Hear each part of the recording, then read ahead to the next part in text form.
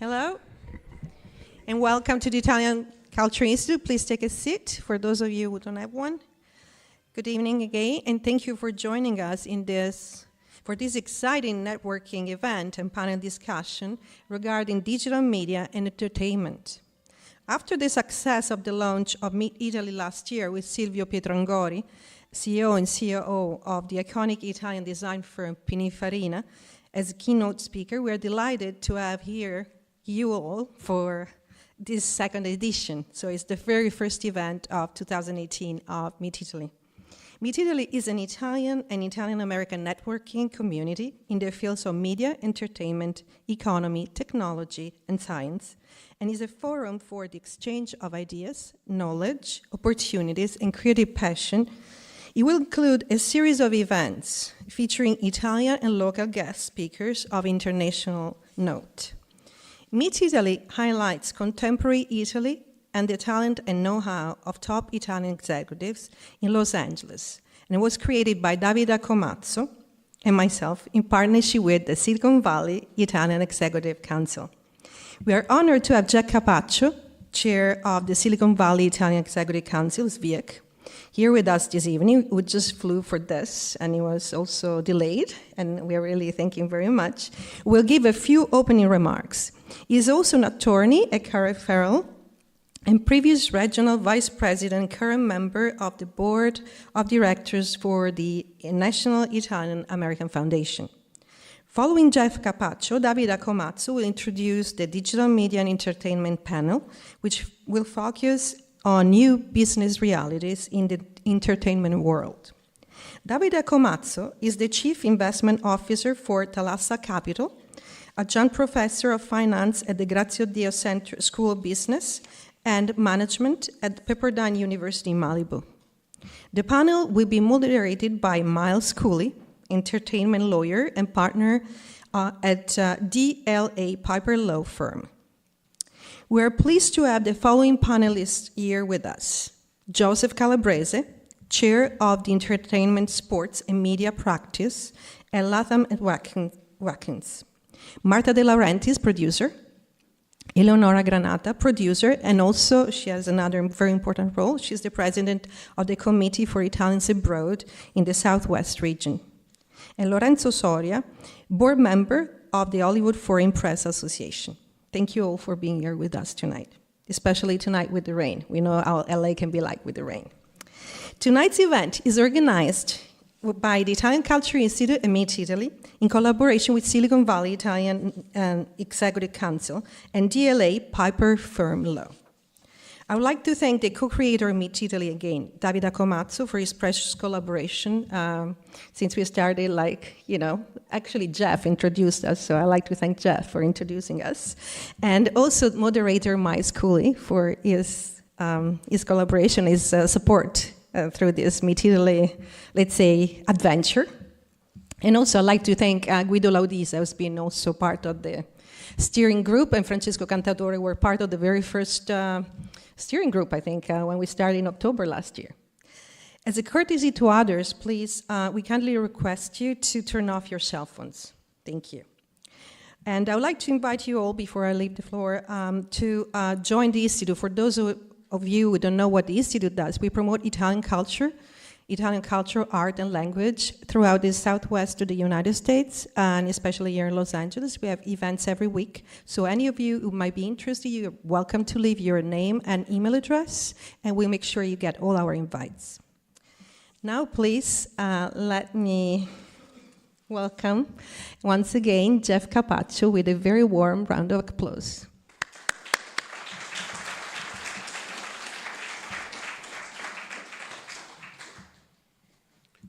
Buonasera, carissimi amici di Los Angeles. Good evening, my friends from Los Angeles.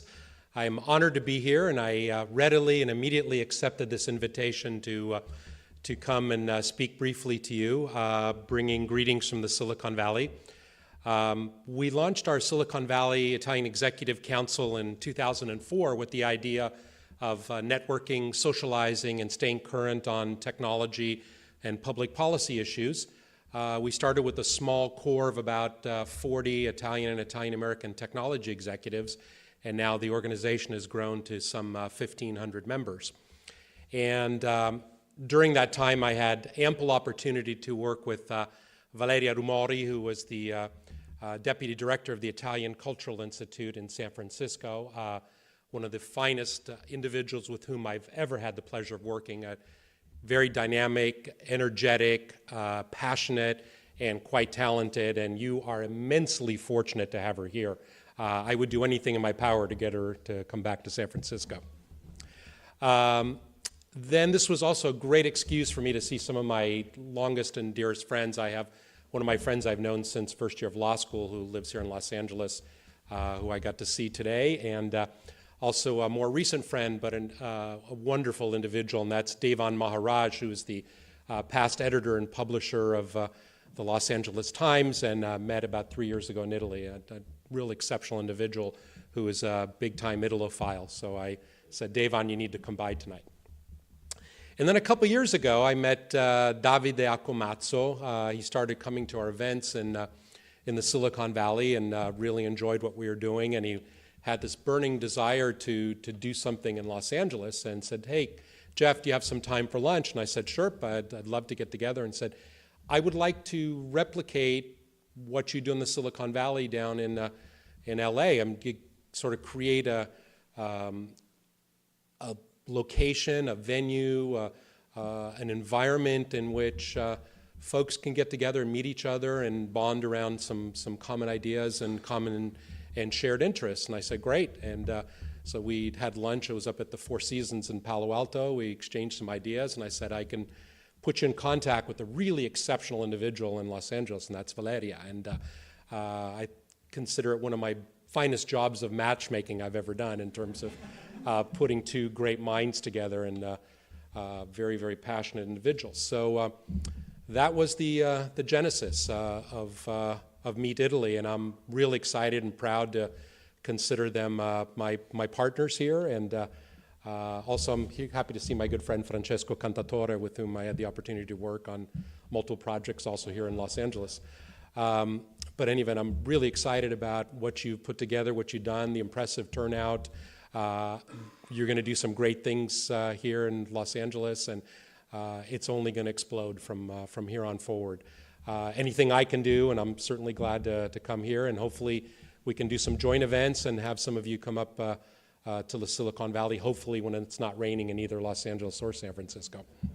But in any event, good luck, and I expect many, many great things from you. Thank you.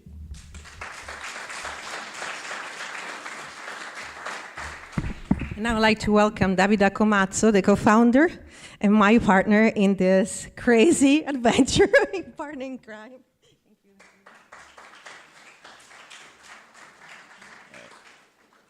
Well, good evening. It's in nights like this that you realize who your friend really is, because it's a big thank to you for venturing out in this weather, which for us Los Angelinos, it's almost like the biblical flood. So we're not used to this. So I really appreciate that you're here and you support us in our second event. It is a great event, and I also want to thank a few people. I know that everybody sits in this sort of cycle of thanking, but it's really heartfelt. Of course, Valeria Rumori and her fantastic team that really helped us make this evening a reality, and the gracious and distinguished panelists for tonight, and of course the volunteers of Meet Italy that helped in so many little ways, and our commercial partner, the law firm of DLA Piper. Before we move on to the business at hand, I just want to give you a little bit of a rundown on where we are with the Meet Italy organization, a little bit of a state of play of the platform.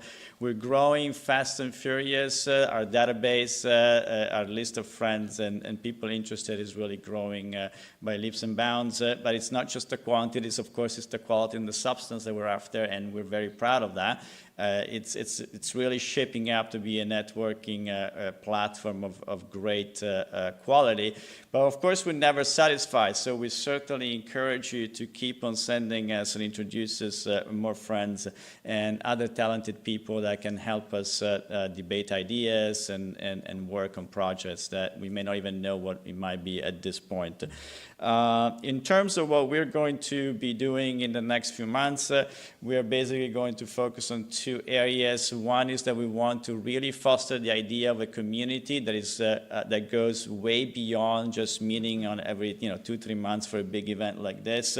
We want to really create a sense of engagement between the members, and because we live in a digital age, and our panelists, I'm sure they will touch upon this in a minute, we're going to hopefully leverage our website. Some new things will happen on our website, and we'll also come up with ideas on how to utilize other digital platforms in terms of, again, providing you a foundation for a real community.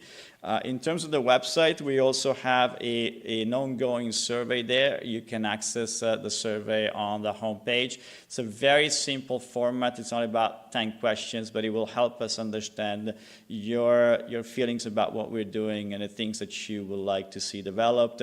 If that format is too simplistic for the ideas that you want to convey, feel free to shoot me an email, call me up, and we'll talk. It's no problem at all.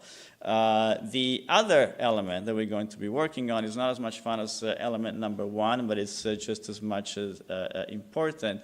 And we're going to focus on guaranteeing the long-term economic viability of the platform. So my idea is to start crafting a set of relationships with all the potential commercial partners in California, maybe in Italy, and see if we can move on beyond just the support of the commercial support of an event, but really sort of develop ideas and see if we can leverage each other's strength and platforms to the benefit of all of us. I can't stress enough how proud I am of having been one of the sort of the forces behind this project. A professional support group with an Italian-American matrix has never really been tried in Los Angeles, at least not to the extent of the ambitions that we currently have. So it's a big project. We're just at the start, but we're very passionate about it, and we'll continue to do it. And for that, again, we really sort of ask for your passion as well, your ideas, and in helping us develop it. But enough about this. I want to now invite Miles Cooley to the podium and start the debate, which is really the reason why you're all here. Thank you.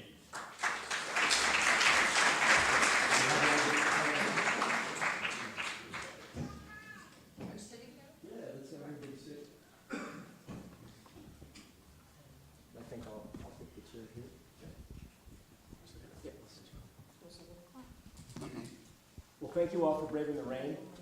My name is Miles Cooley. I'm a partner at DLA Piper, and I'm a huge fan of Valeria, of what the Institute does here, and of course, Davide. Can you guys hear me okay? I'm going to switch to the mic. But I'm delighted to be moderating this panel this evening.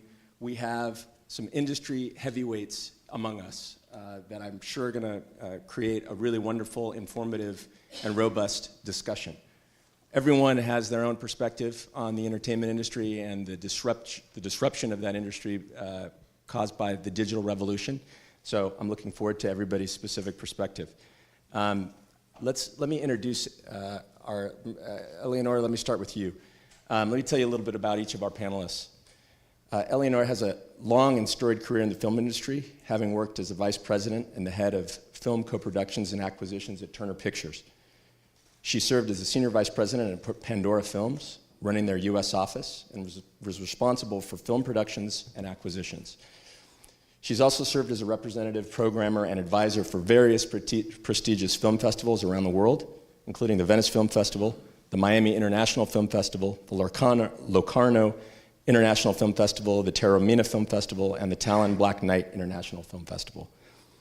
Eleonora is also a successful producer. Most recently, she produced the Oliver Stone documentary, Ukraine on Fire, about the upheaval currently in the Ukraine. And she is in pre-production with the film Monica, directed by Andrea Pagliaro at Killer Films, among other exciting projects. Welcome, Eleonora. Thank you. Martha is an acclaimed producer of film and television, most recently with the hit series Hannibal on NBC. Martha kicked off her career with a series of Stephen King adaptations, including Firestarter, Maximum Overdrive, and Silver Bullet, all films I grew up with as a kid. She formed the De Laurentiis company with her husband, the legendary producer Dino De Laurentiis, and together they produced more than 40 films and miniseries, which are household names, including Raw Deal, Breakdown, Hannibal, U-571, and Red Dragon. They also oversaw or financed classics such as Conan the Barbarian, Blue Velvet, Crimes of the Heart, Army of Darkness, and Bound.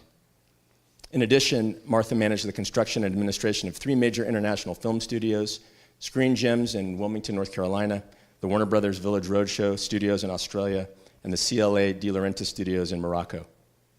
Martha has also, it's very important to her, she's been very active in charitable work. She's been closely involved with Save the Children since 2005, first as a board member and now as a chair of the President's Council. In 2002, she founded the Women's Leadership Council, where she continues to serve as a board member. She's also a member of the Women's Leadership Board at Harvard University's JFK School of Government and a board member of the annual LA Italia Film, Fashion, and Art Festival. A proud alumna of Ball State University, Martha received an honorary doctorate from the school in 2017 and was recently appointed a director of the BSU Foundation. Please welcome Martha. I know, no, we're going to get through this. Everybody, Lorenzo, let's go to you. Lorenzo Soria. Lorenzo's a noted Italian journalist. He's lived in Los Angeles since 1982. He works for the Italian daily La Stampa. Lorenzo covers politics, technology, and society and other topics, but mostly he covers Hollywood. Since 1989, Lorenzo has been a member of the Hollywood Foreign Press Association, the organization that produces the Golden Globes. He has held several positions of responsibility in the organization, including president in the years 2003 to 2005 and 2015 to 2017. Lorenzo is currently chairman of the board of the HFPA and is one of the producers of the award show. Welcome, Lorenzo. Joe Calabrese. Joe is a global chair of the entertainment, sports, and media practice at the law firm Latham and Watkins. He advises clients on creation, operation, and financing of entertainment and media companies, including the negotiation of complex distribution, broadcast, and licensing agreements. His practice also involves the negotiation of broadcast licensing and joint venture agreements and related transactions for sports entities. With over 35 years of experience in Hollywood, Joe is frequently cited as one of the top deal makers and lawyers in town. Out of the office, Joe currently serves on the executive committee of the Constitutional Rights Foundation, is the foundation's past chair, and is also on the executive board of UCLA's School of Theater, Film, and Television, among others. Welcome, panel.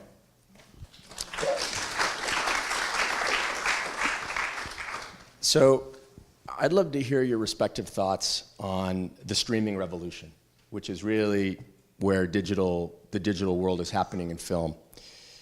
I guess the short way to present this is moviegoing is dead, long live moviegoing, discuss.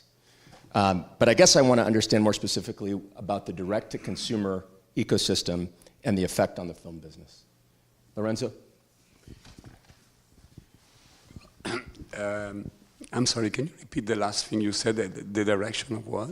Yeah. So it's... I'm sorry, my voice is... I'm not really completely... The direct-to-consumer ecosystem, which is the streaming services and its effect on the movie business. Well, I think it's important to keep in mind that only 10 years ago, Netflix was a service that was delivering DVDs by mail, and there were streaming. The streaming revolution started, I think, maybe 7-8 years ago, and Netflix didn't have a plan.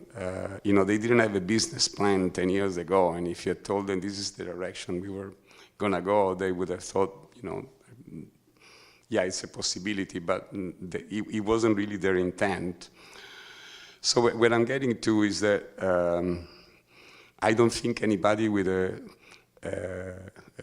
can really say with a straight face right now, I know where we're going and I know where we're headed. I think the reality is that nobody really knows what's going to happen a few years from now, including Netflix, and including we don't know if a company like Netflix is going to be around 5 years from now. In terms of the impact has been obviously tremendous, and we see it in many ways, in the fragmentation of the channels, in the fragmentation of the audience, in the revolution of going from seeing a program Thursday nights at 7:30 p.m. to watching it whenever you want, wherever you want.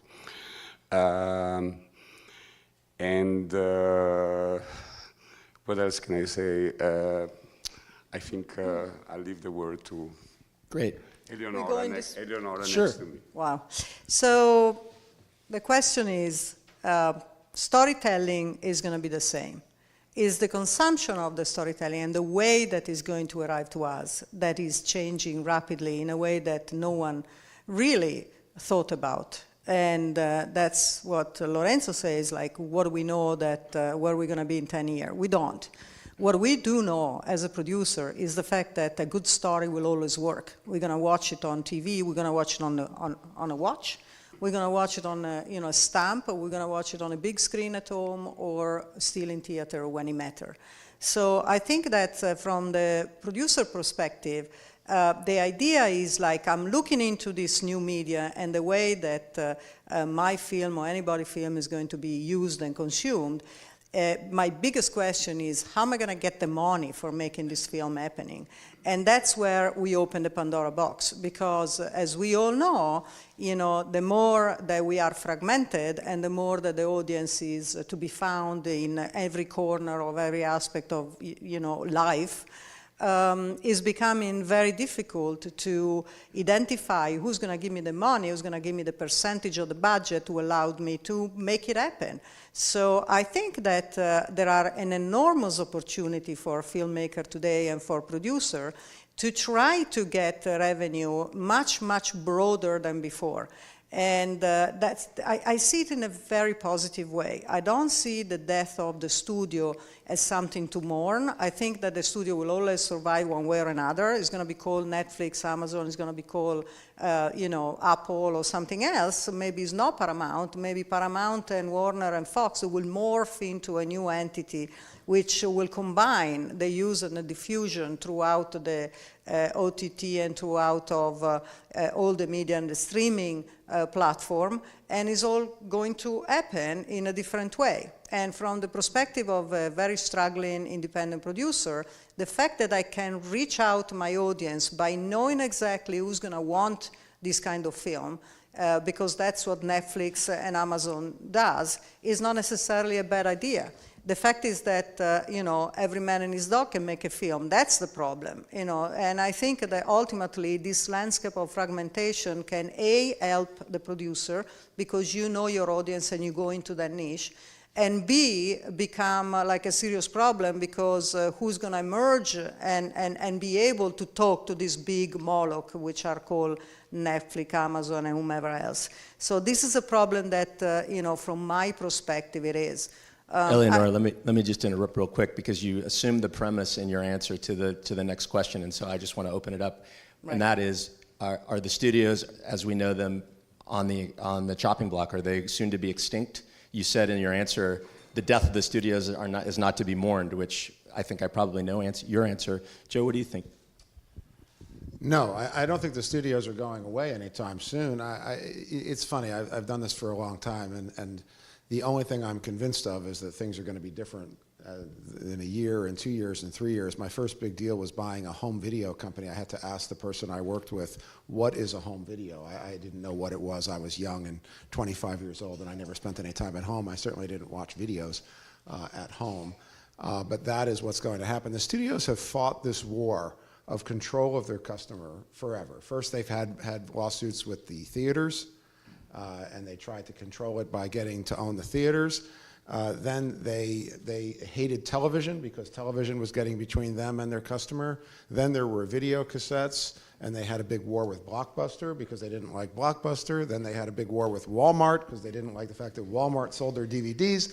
Now they're having a war with Netflix and streaming services, and now they've just decided to join them. So Disney will buy MLBAM and start its own direct-to-consumer service. Warner will merge with AT&T and have a direct relationship with their customer. It's about the customer. And I have a famous chef client who I won't name, but one time I was talking to him, and he goes, Joe, the customer may not always be right, but he is always the customer. And I think that we have to understand that is where people are going. So the studios will morph into something. Maybe they'll finally accomplish this goal. We'll see how well our other fellow Italian-American, Daniel Petruccelli, does in court this week. He's arguing on behalf of AT&T for the merger. So we'll see how successful he is this week. But I think the studios will continue to survive because content, Eleonora, is really what it's about. People want content. Anyway. Great answers. I'm just going to, let me ask the question and pass it to Martha. So from the content side of things, how are these fact that the streaming services are in the content business now, and they have bigger budgets, not only to show stuff, to stream, huge budgets for films that are being streamed, that you can watch on your home. How do you think that's affecting, in your experience, how's that affecting the business? And that's starting with what Lorenzo said in the last 10 years. Netflix came, Amazon came, that gives us producers an enormous amount of opportunity to sell content. So the decision is what content is needed. So every venue has, I wanted to go back to like in the 1980s, in the heyday of really filmmaking, when the core audience were boys, 17 to 21, who would go to the theater 1, 2, if not 3 times. And that's who a lot of us made the movies for. And that's what was the popcorn movie, and as you said, growing up on those movies. And so it was a certain type, a certain budget, certain expectations, certain packages, and certain pay scales. And that's when everyone, I think, made the most money. It's collapsed a bit, but it's still very excitable because all of a sudden now everything old is new again. Projects that we had made or developed or not even gotten to the point of making it, you can now evolve that into a television series or a smaller movie that Netflix will make, or even, I have a first look deal with Universal Studios. So they look to me for a script that I've developed based on either an IP or a book, have it packaged with the director, a budget, and a cast. So that's an enormous amount of work that I have to do to give to Universal for a film.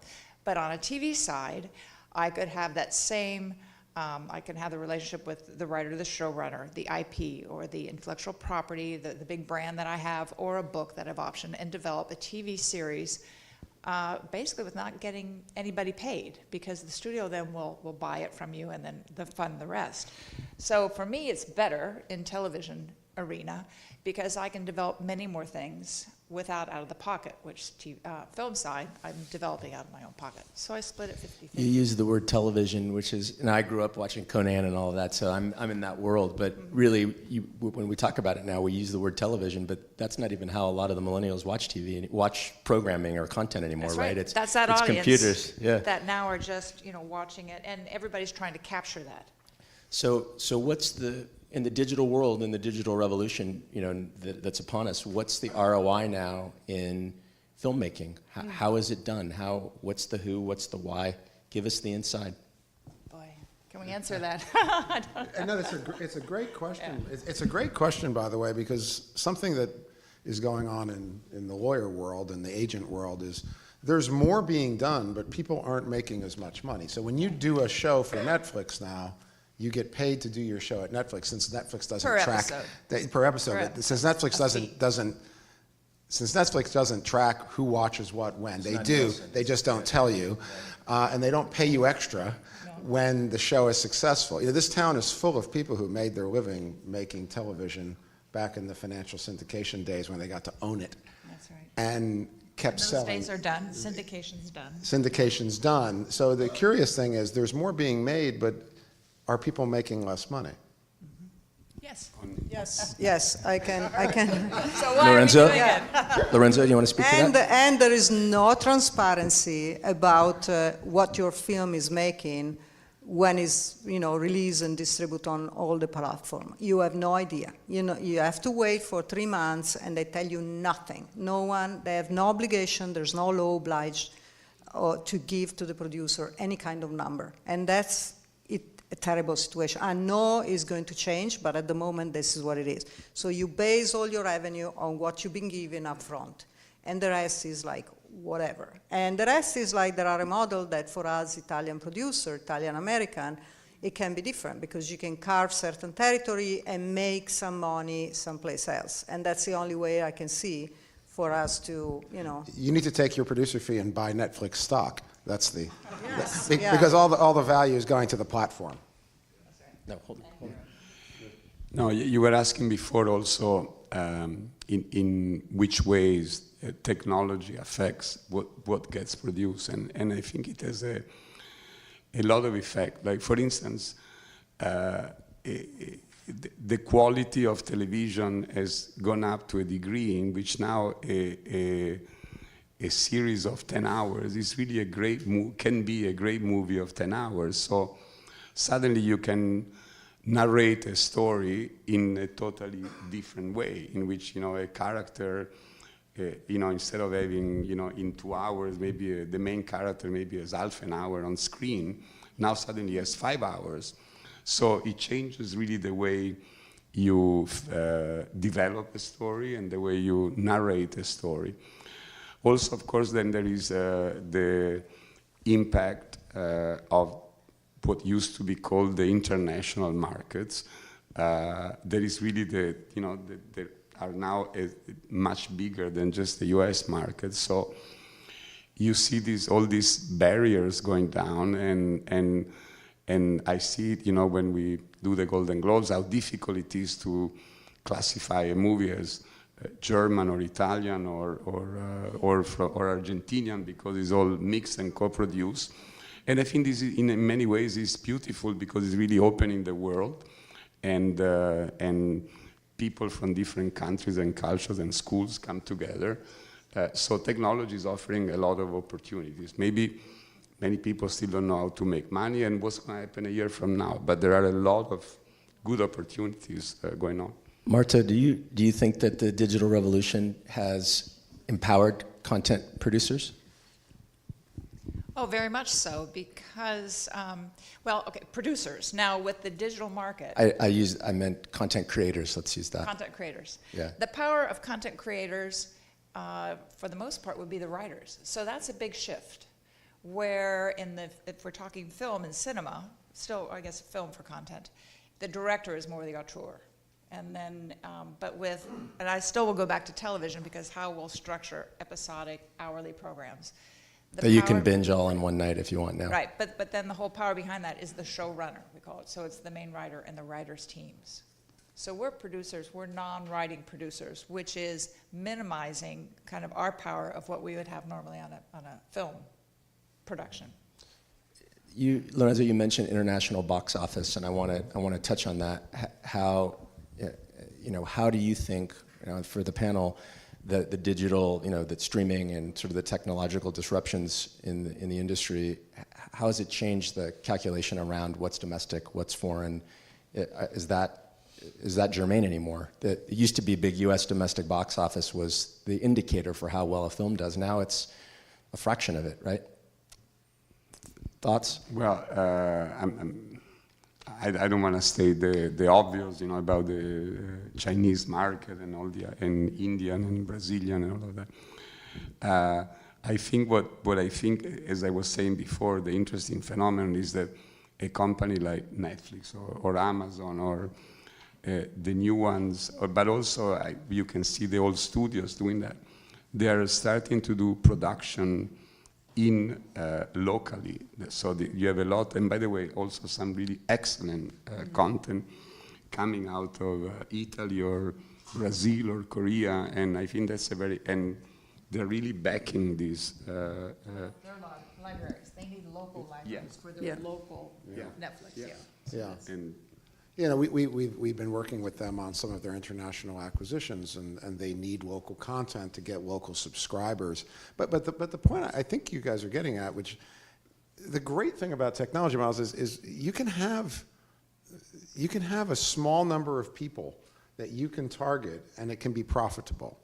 So I do a lot in the sports space as well as in the scripted world. And one of my clients, amateur sports organization, they've got fanatics, you know, for $4.99 a month, you can see every possible qualifying competition for US figure skating. And that's like a real business. You can sell 100,000 of them and make yourself $6 million a year. It's a fascinating world where you can target people, and that's, I think, coming. Everybody is used to the bundled cable universe. But I think, okay, so I love asking audience questions.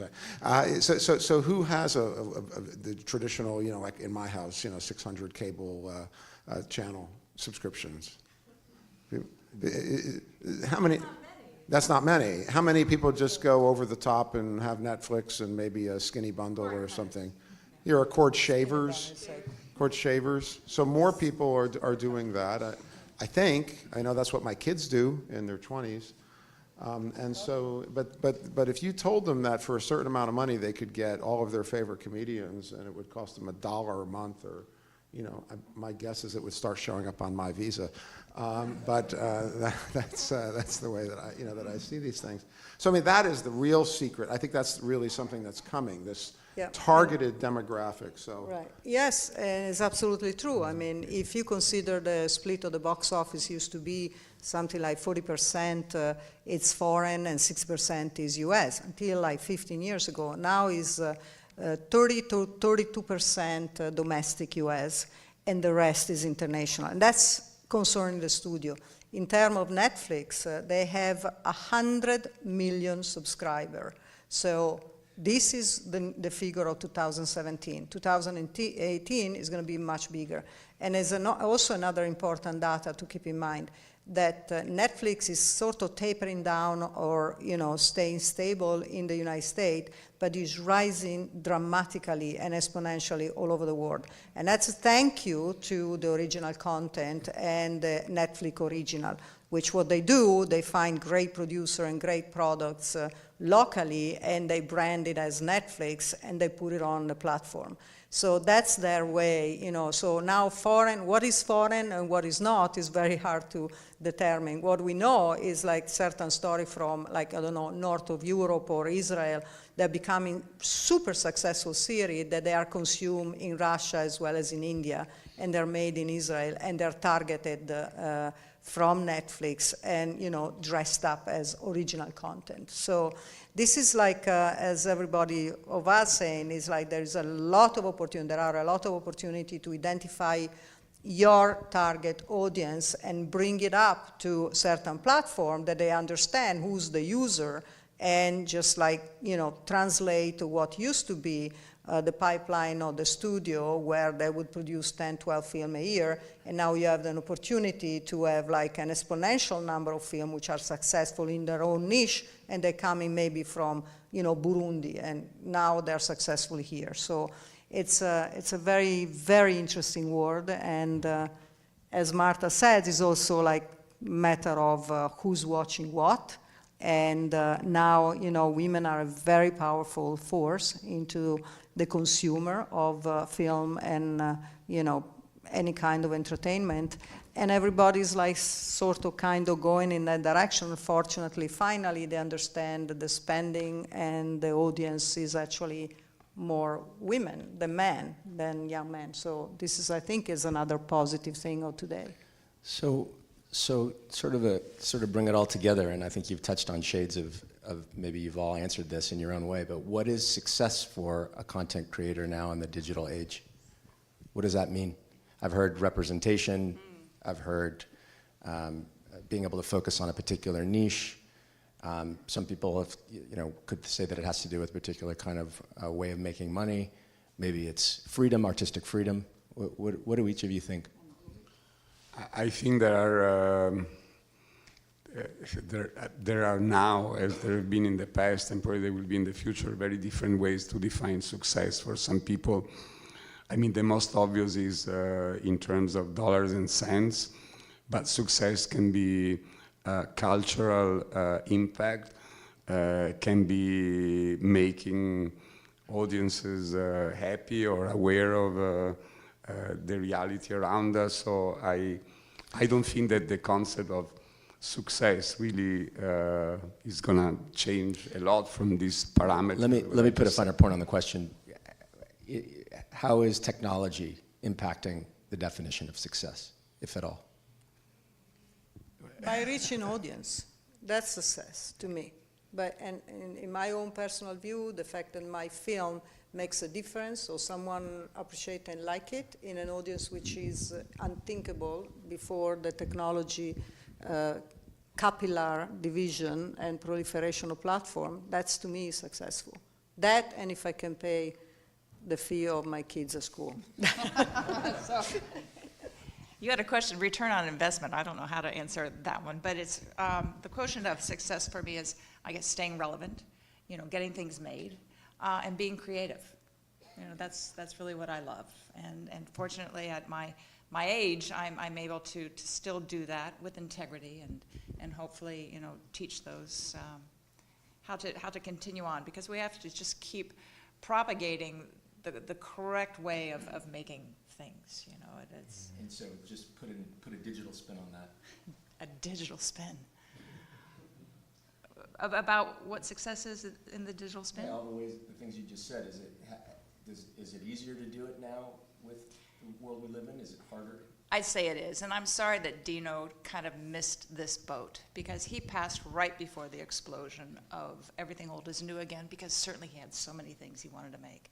And it was very difficult film-wise, because film had gotten very expensive. And then we kind of had, with the crisis and with the writer's strike, all of a sudden fees were cut, the budgets were slashed. So it really was very, very difficult to bring things to the screen.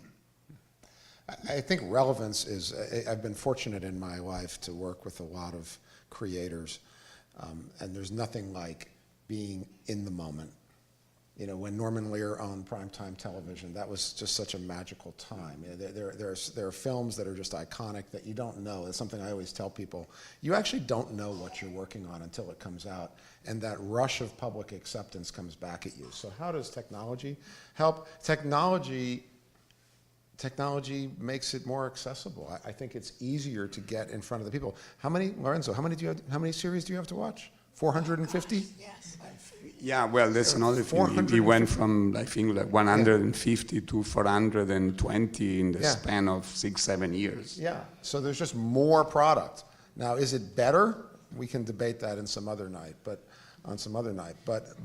there's a lot out there, and that is what the technical revolution has done. It's just created more channels that you can watch. Again, I'm old, right? I still use the word channel, adjusting the antenna on the house. But also, too, the audience can get in touch with you. So with the advent of fans and Twitter, Instagram, Facebook, so the way of advertising and launching and getting feedback on the show Hannibal. I have, I think, a Facebook of 1.9 million followers. And Fanables, I mean, they actually called themselves fans of the show. They still have Fanable Fests. They still have comic cosplay. And so a culture has kind of grown around something that you helped create that gives people pleasure and an outlet for themselves personally. So that's pretty great.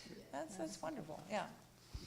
I think another effect is that you're not going to have any more, and again, you cannot predict the future, but I think it's very unlikely you're going to have cultural and popular phenomena like Friends or MASH, that where you had 100 million people sitting on a Thursday night. That's not going to happen anymore. It happens only with live sports a few times a year, live entertainment sometimes. But so the world is changing in many ways. On the other hand, instead of 100 shows, you have hundreds of hundreds, and is it good? Is it better or worse? I don't know, but that's the way it is. Terrific. So I think Davide had talked about us going for about 35 minutes. Has it been interesting? Has it been good? Has it been interesting? Great. now I think we can open this up to make it more interactive. We'd love to have audience questions. Obviously, the topic is, digital media and entertainment. Obviously, this is an august panel. They have information that unless you ask them, maybe we'll never know. So let's have some great questions. I have a question related to what Eleonora was saying, that now there is a window open for women, shows, women entertainment, women speeches. I wanted you to talk about the political aspect. We talk about the technological, the cultural in a very broad way. But I think that the digital revolution is also a political revolution, because we can see things that they were absolutely unthinkable 10 years ago. And I'm not talking only about the censorship. I'm talking about the message and the thing. I'm watching shows in these days that they talk about, the connection between the Russian Jewish community with Israel, the business, going to Taiwan, going to India, going to Mumbai. I mean, words that I never seen before in television. This is only an example. So is it changing the approach also to the politics? We are learning more, opening the window to the young audience? What do you think about that? I don't know if, shall I? Yeah. I think that it's a fantastic new world. I mean, I'm an eternal optimistic, and I think that by putting out, certain film that are consumed in certain way, you actually really can change, the elements of understanding of certain problem that happen not just with documentary. I'm actually doing at this moment a documentary I care very much about Native American women ecoprotector and so on. I think that hopefully it's going to be fun as well as informative. But there's certain material that no one would ever touch with a long pole, because there is no money. But now the model is there is a niche market there that I might consume. So it is possible for me to understand that if I reach the audience, and I know I will, because they follow us, as Marta says, they follow the certain issue. They're interested in, the climate change theme, and they're interested. So that there is like the possibility for someone to throw the dice and say, go ahead and do that. And this is like per se a political choice, to talk about certain specific social problem or ethnical problem, and knowing that there is an audience there, an inbuilt niche that might consume, who allowed you to capitalize when you go and pitch your project. It is an incredible, wonderful new world that, And so hopefully for us and for anybody else who does that kind of content, there will be a crossover, because otherwise, my niche already know about this and will really enjoy or cry.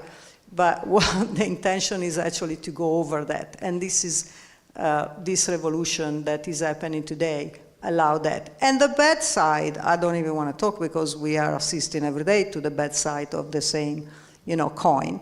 And I leave to my colleague here to talk about. Do you have a thought on that?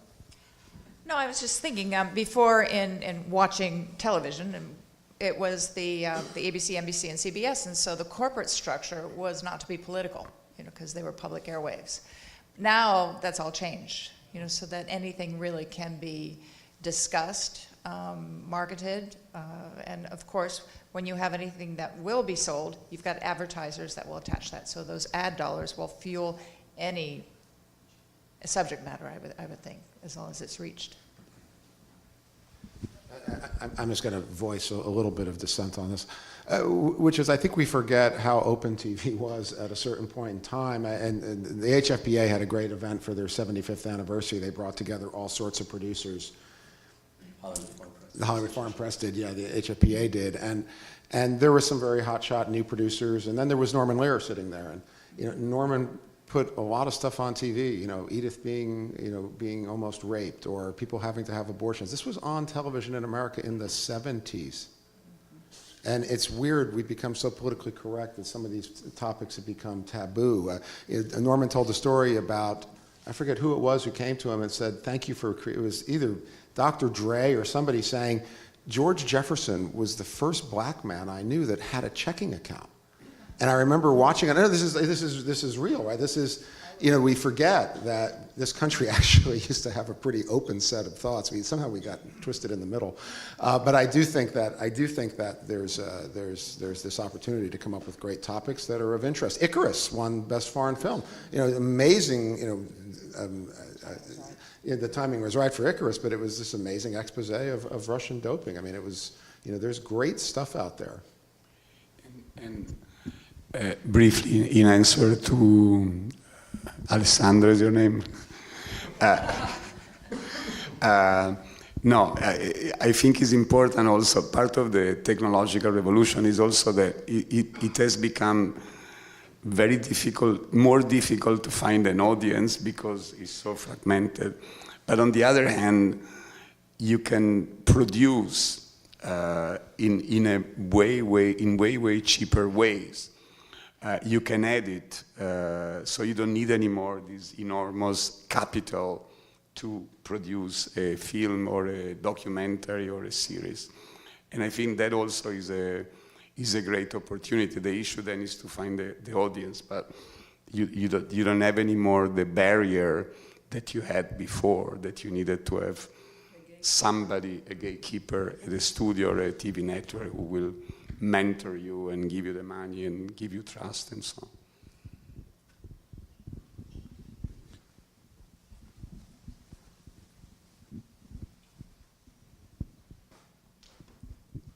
Oh, hi, thanks for the panel tonight. This has been really interesting. And I'm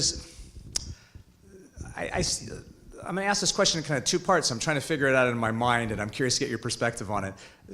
On one side, you know, advertising-supported content, and I've been in the ad business most of my career, no longer really can support a lot of the type of production that we're doing, and because niche audiences just aren't big enough to generate enough advertising money to support them, and thus we're moving quickly towards a subscription model. And in the subscription model, you got a couple of major players, Amazon and Netflix, dumping billions of dollars into this content renaissance. And when I put on my subscription marketer hat, I say to myself, this is about buying subs at any cost, gaining incredible market share, and then making these businesses profitable. The same way Amazon's, you know, decimated industries for many years now. And ultimately, when they have market share, the fear is that they will start going for margin, and when they go for margin, they'll stop spending on content, and that's the dark side of the thought.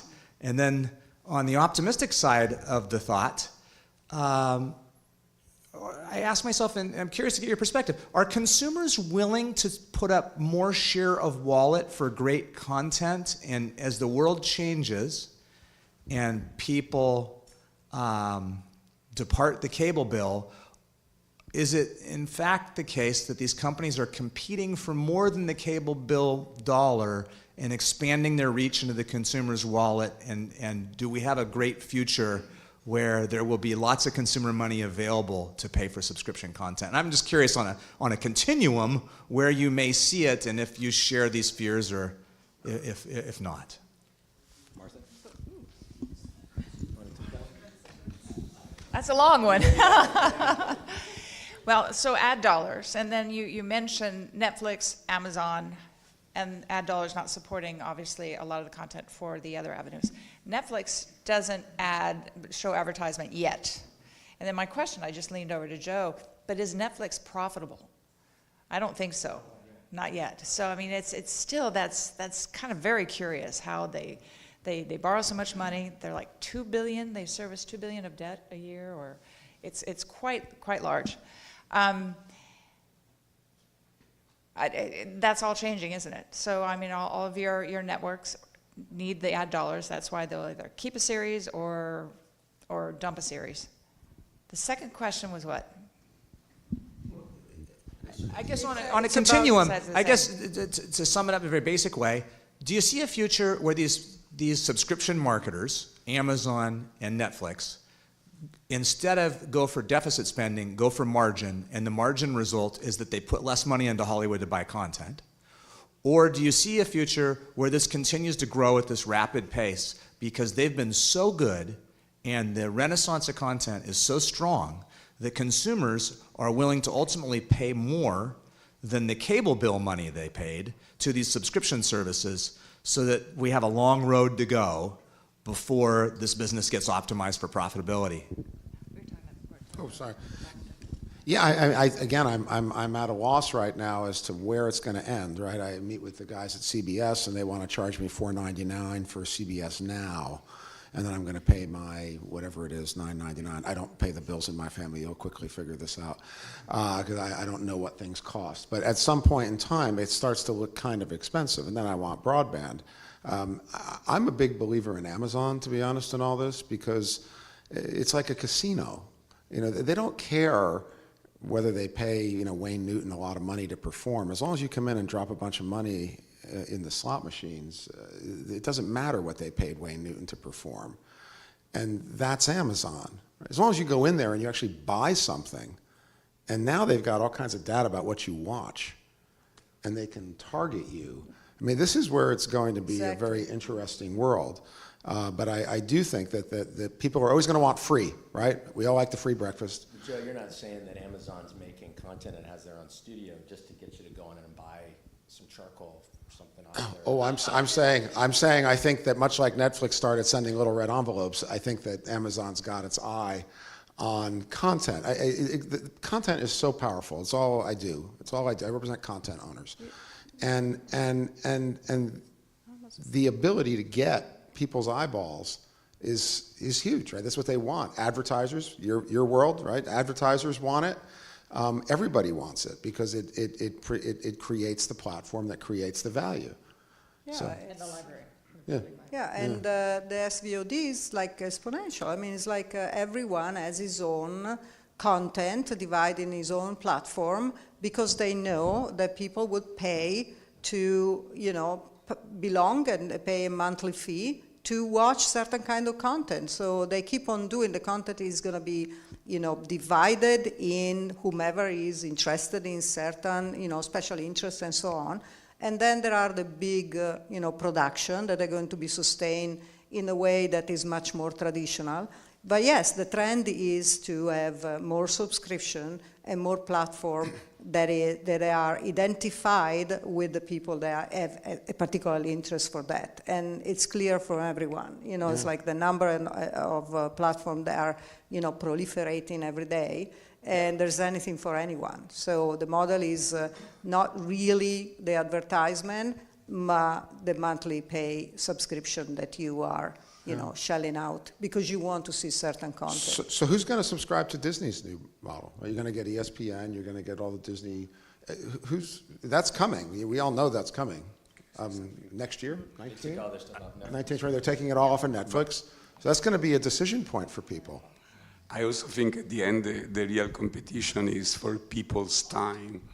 As we work more and more, and as we spend more time with our smart or maybe not so smartphones, and then we have all the other opportunities of having a walk, going to the beach, going to having a life, having a conversation, which is becoming more rare. But I think at the end, the competition, as people work more, is for their time, and that's really a major challenge. There was somebody back there. That was a very tough question. It was.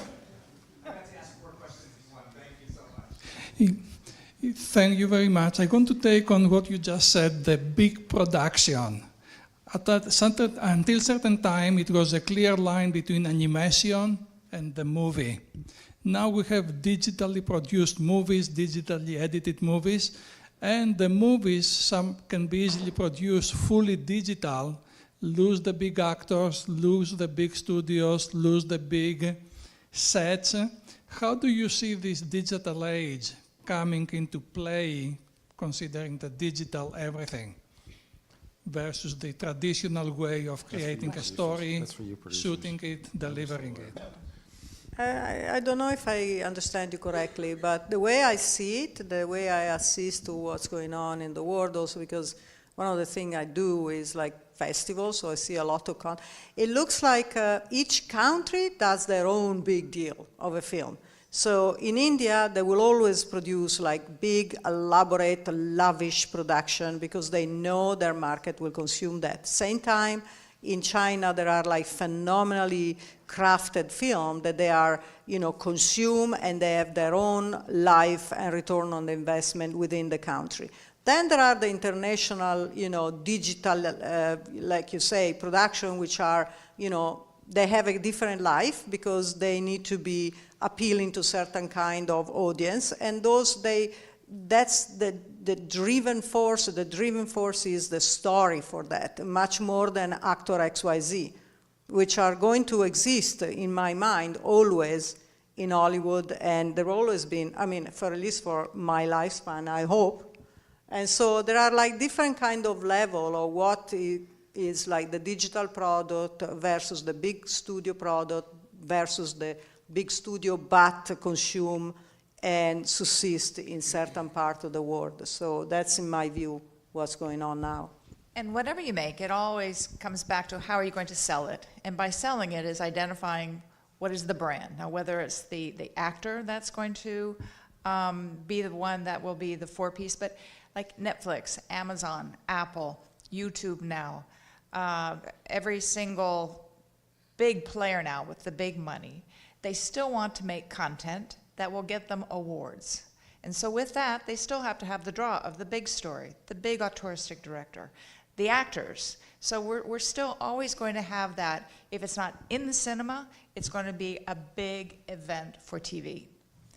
So I don't think it's going to go away in digital realm of still having the quadrants of making that 5-card content. I think I got the signal. We've got time for one more question. Yeah, sorry. Yeah. Thank you. I have. Thank you for your input. It was very interesting, everything you said, and talking about the convergence between digital and entertainment. But I think one of the parts of the entertainment and tech trends is that so far we have talked about the traditional forms. We have talked about form of movie and form of TV series, which is that we've seen so far. But the way digital is going is also very social. So consumers now are going towards different way of consuming content. They're doing it on their more and more through platforms that are not even the newer, like Amazon and Netflix have espoused the traditional way. Now other platforms like Facebook, like YouTube, like Instagram, they also are doing a lot of content, but it's a completely different type of content. How do you see the new type of social, the new type of content? It's never going to be the traditional form of a movie. It's never going to be the traditional form of a TV series. How do you see that impact the product that is actually going to be produced in the forthcoming year? Because it's a different type of product. Short attention span, mobile. Yeah, it's much shorter, yes. No, but actually, I think what we've found, which is fascinating, is it's additive. I mean, what the show that Lorenzo produces, the Golden Globes, I mean, we had a great Facebook presence this year. We had our whole pre-show on Facebook, not network. I just wanted to make sure I had a statistic when I stood up here, so I looked something up before I came in, which is that 1.85 billion minutes of Olympic coverage was streamed, right? And NBC experimented with live streaming on Snap this year.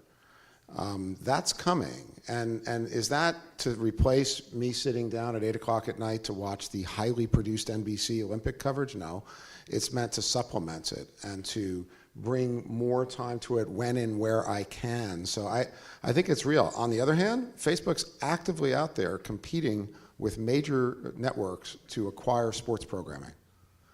That's real. Amazon's out there doing the same thing. Why? Because they want the eyeballs. Back to the question you asked. They want people to have to go to Facebook to watch Premier League soccer and maybe while they're there, spend some more time in their advertisers. So absolutely, that is real. Yeah, and if I may add something, I just produced a small film for Facebook, and here I am, it's like a traditional producer, then we have a traditional crew, and the film was produced for Facebook and went on Facebook, and it was traditionally produced. So yes, there are lots of content that, critter on the piano, or the kitty cat, and all those kind of content that still exist. But when they want something which is crafted in a certain way, to go out, this little film went to 1 billion people, so I don't know who watched it or not, but they need it to be crafted in a certain way in order to, to have a product that actually can travel. And so for us, it's pretty much the same, just less money. Lorenzo. Oh, sorry. I mentioned before that the new technology allows to tell a story not in a 2 hours film, but in a 10 hours platform. On the other hand, you also have the YouTube films that last 4 minutes and a half, and it's a world that I personally don't know, but they reach millions and millions of people, and there are YouTube stars that are way bigger in the eyes of many people than Leonardo DiCaprio or Meryl Streep, and there are all these names that I don't know, and that maybe some 16 years old know, but anyway, there is all this new world coming I up. represent some, yeah, it's amazing. And we had some of them brought to the Golden Globes to present some of the digital platforms, and said, we're going to bring X, and really I had no idea, but it was big stars. Big stars. Very powerful. Well, we're out of time, and we could go on and talk about this forever. There's so many different things that I wanted to talk about. I want to talk about virtual reality and augmented reality. I wanted to talk about YouTube and influencers, but we're going to have to leave it at that. Joe, Marta, Eleonora, and Lorenzo, thank you so much. You guys were amazing, and thank you for coming. Appreciate it.